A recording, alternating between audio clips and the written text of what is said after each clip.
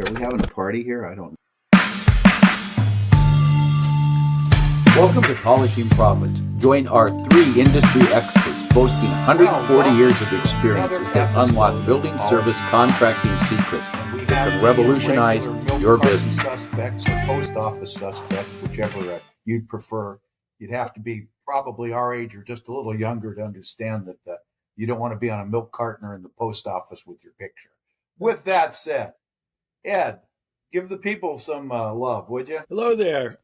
Hope everybody's doing great. Your turn, Sharon. Good afternoon, good morning, good evening, whatever it might be where you are. Glad you're here. So today, how are we going to show you the love? Interesting question. Glad you asked. So away we go. You got to be ready for this title. Pricing to win, not pricing to lose. And no, we're not going to go over into how many square foot per hour or what you're charging people. We're going to talk about actually what it takes to win the bid, just not get the price and the contract out in front of the customer. We're going to talk about what it takes and what you have to understand and grasp and be willing to do to win and make your proposal the winning proposal, not the losing one. And Ed, you had a good thought pre-roll here, and you were talking about understanding your prospect's P&L. You want to chew on that a little for us? Yeah, that's a great big misunderstanding is exactly what is the cost of cleaning? Where does it wind up on the profit and loss statement of your client? Okay. Well, it's overhead because you're not producing anything. You're not reselling anything. You're not producing anything. All you're doing is keeping their offices clean. That's it. But where that winds up with is that's an overhead number. And people are always upset about that, the overhead, that their cleaning pricing number is too low. And it's like, well, wait a minute. Tell me what you do with overhead items on your P&L. Okay. How do you do it? Is it because, something is more attractive or, what is it? It's like, well, no, a smart business person is going to reduce their overhead as much as possible. Yep. So, that's the place to begin as far as pricing goes. It's kind of like it's just understanding where your price winds up as far as your clients are concerned. Sharon, you want to hitchhike off that thought? Sure. Or go another direction. I don't care. I think we have to take a look at the ways, rather than just lowering our price, how can we increase to be competitive and to give that winning price? How can we increase our productivity so that our margins don't take a huge beating? Now, they may not be the margin that you want going in, but if you get smart about the productivity, you should be able to be close and still bring your pricing in very competitively. Now, that said, I've never been a believer in the race to the bottom. Okay, so being the low guy on the chart isn't necessarily a healthy thing unless your productivity matches and your productivity is fine-tuned and groomed so that you're still profitable. So we don't want to race to the bottom. We want to look internally to what we're doing to make our productivity better. Does that make sense? Okay, good. Yep. Oh, definitely. And I'm going to take those two and kind of blend it together. I was having a conversation last week or so, a rather sophisticated customer. And he said, well, how do you know where the pricing is? Now, Ed talked about the P&L. We're a cost. It costs money to clean, and they got a budget. And I said, you have to start there. In other words, get out of I know what it takes to be clean, and it's going to take all of this to do it to make you happy, and start looking at it from your customer's point. Assuming they're unhappy or looking for a cost savings. What is it from their point? Well, like Ed and Sharon both said, you've got to look at, can I afford to do business with these people and make sure that I make money? And it all starts with the budget. And they said, well, how do you get the budget?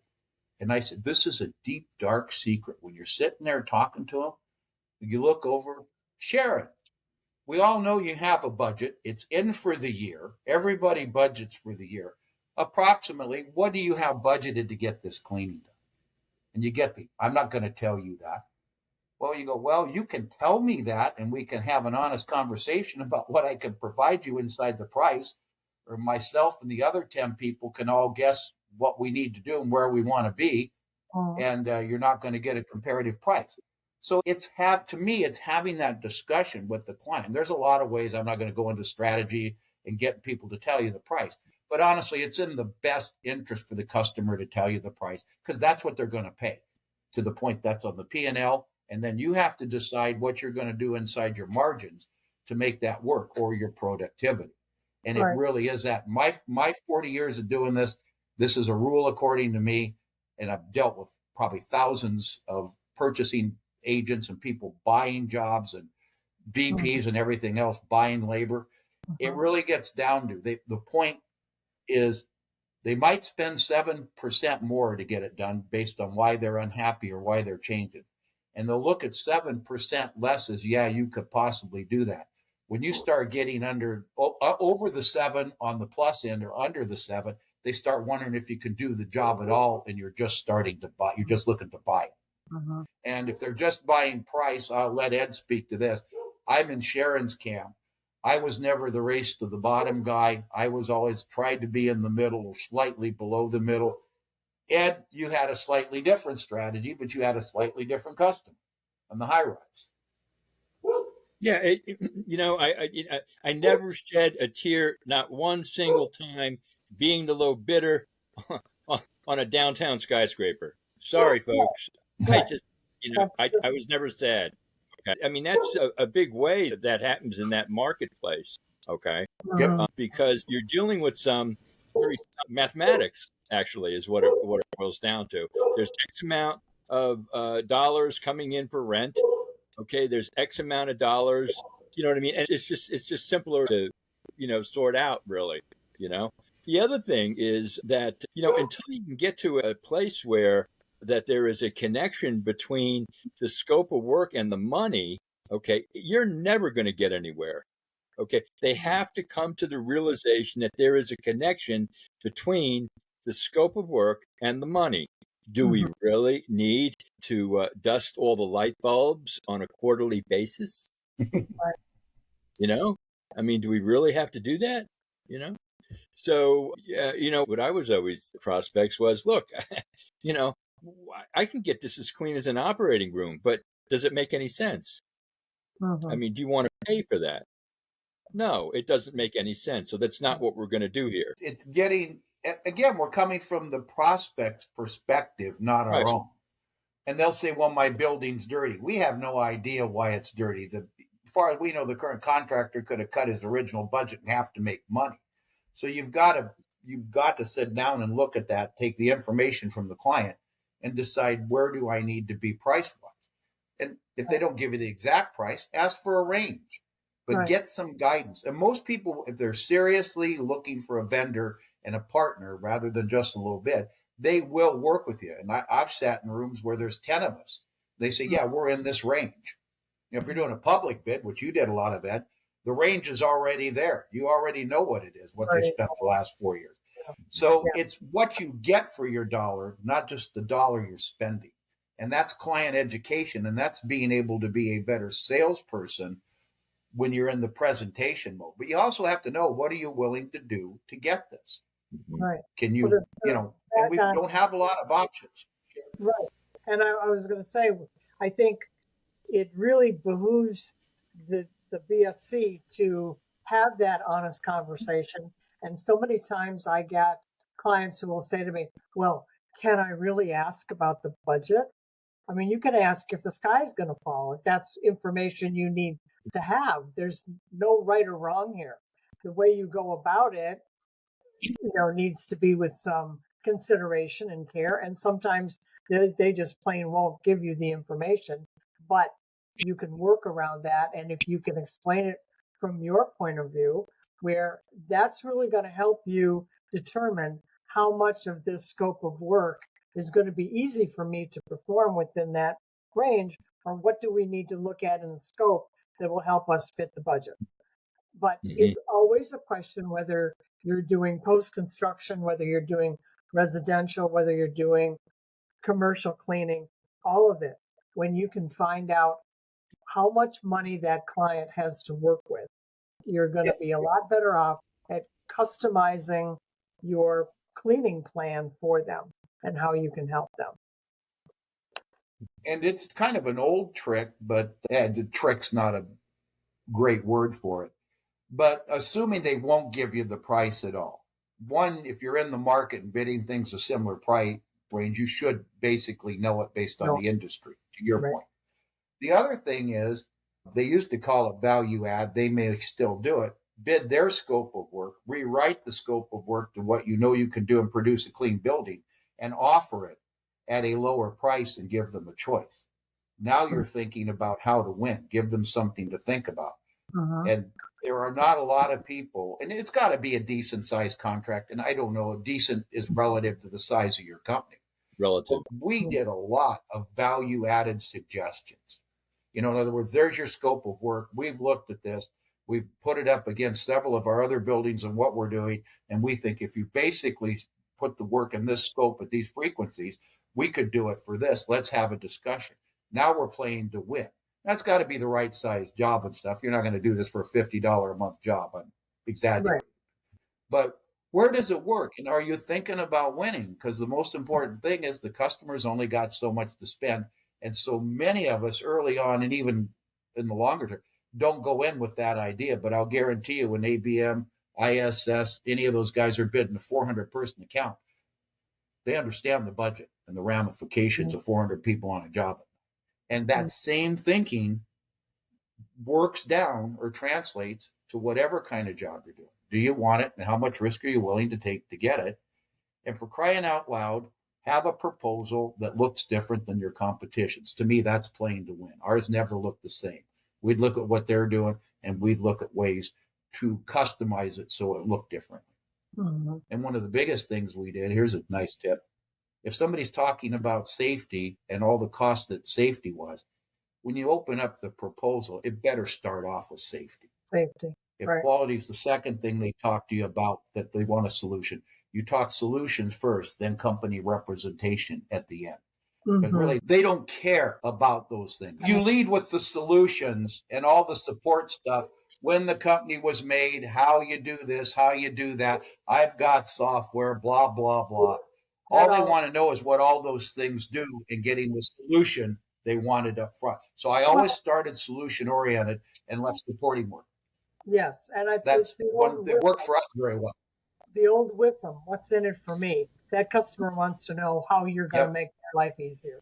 They don't care that they do, but it's not primary that you've been in business for 35 years and you've done this and you've done that and how you train your people and you have quality, all of that. That goes at the back of the proposal. That's not the lead. The lead has to be all about them and what you saw. And if it isn't, they go to sleep. Yeah. Yep. You got to customize your answers. Yeah. One size does not fit all. All the information does not flow from, I started, like Sharon said, in 1832 and all this stuff. And then we finally get around to the safety and the quality program, which is what they wanted the answer to in the first place. Right. So it's a smart presentation focused on solution, and you open with the solution. Yeah. I always included a picture of the building for my prospect, a picture with their company name on the building or wherever offices. That was always the cover of my proposals. I can't tell you how many people commented about that because it was very personalized. Even if it was a computer generated proposal, I still translated a lot of that and created my own template and used that for years. And it really was impressive, much better than the old price on a torn piece of napkin that you figured out at lunch one day, which 2 martinis. In our industry, in the old days, that's the way they did it. I mean, on a scrap piece of paper. Go to lunch, have a couple Manhattans, talk about stuff. Write it down. And we're back in the late 70s now, folks. Well, on the other hand, I worked with a guy that would sit down at lunch, drink 10 scotches, get up off his seat at 2:00 and say, let's go make sales calls. I had to go home. I was no good after that. I didn't do it often, but I had to go home in those days. So there's some thoughts, I think, for our group to think about. And it really gets down to, is this a customer? When you start looking at all these pieces, pricing to win, not lose, what are you willing to give up in your overhead? How hard are you willing to produce your productivity? This is a $10,000 a month account and you want it in your portfolio. You got to think a lot differently than just somebody you're throwing a number at. Whether you get them or not, it doesn't matter. So some strategic and tactical approaches to it. What do you guys want to wrap up with before we close the episode? Any sage pieces of advice? Just mine would be, don't hesitate to ask about that budget. It's a big hang up for many, many business owners. Just do it. It's not going to hurt. And all they can say is no, give it your best shot, which I was told several times. Give it your best shot. Yep. Ed, anything out of the corner of the man who's had 4 businesses? Yeah, the main objective is to get a signature. Right. Okay. Yep. So it's almost like whatever you can do to that end. All right, showing that, like I was saying earlier, showing the connection between the scope of work, okay, and the price. All right. What was an awful lot of fun was in the beginning when we first got our hands on electronic spreadsheets was to price everything out. This is what it cost, to dust the light bulbs 4 times a year. This is what it's going to cost per floor, per restroom, and let them see. But it's imperative that the work and the money is connected, because it is connected. Well, it's labor and it's managing the labor to get the job done. So they are definitely connected at the hip, shall we say.